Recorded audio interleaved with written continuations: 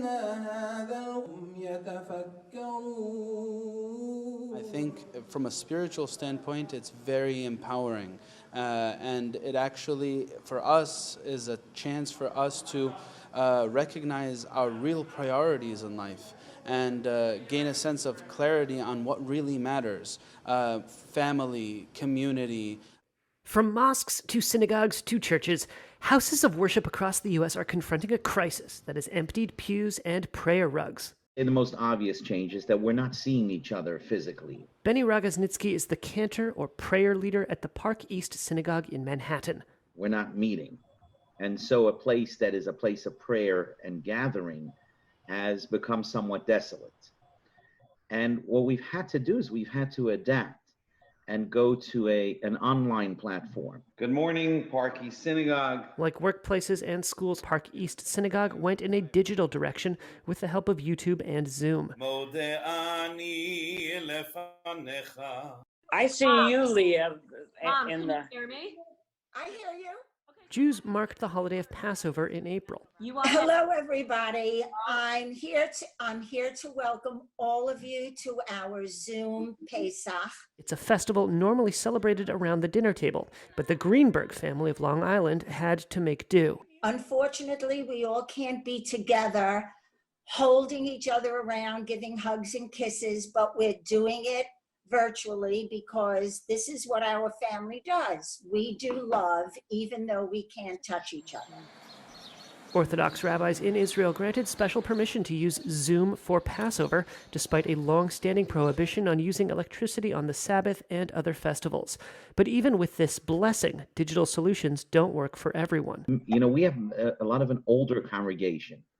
And so many people, before they even talk about connecting with God, they have to figure out how to connect with their service provider. The Holy Gospel of our Lord Jesus Christ, according to John. For the first time, I've heard a confession by Skype, something I never even thought was possible before, but, you have to do. Father Patrick Malloy is a reverend at the Cathedral Church of St. John the Divine in New York City. The Episcopal Church converted a sanctuary into a makeshift overflow hospital in April.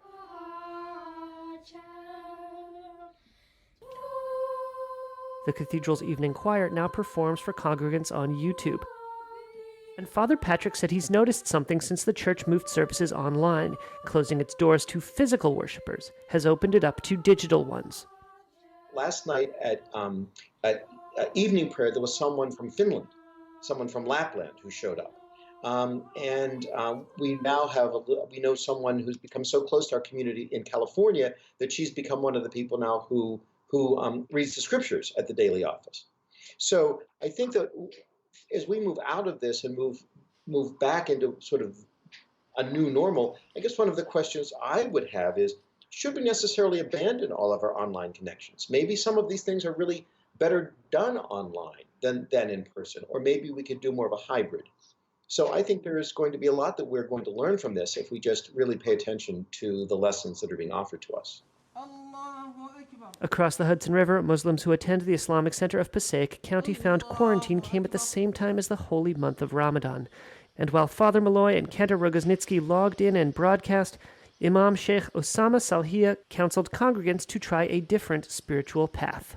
Well, we personally, as a masjid, do not encourage people to do prayer through live stream. Rather, we're actually encouraging them to do it as a family at home. Actually, we had a talk. One of the talks was, your family is your congregation.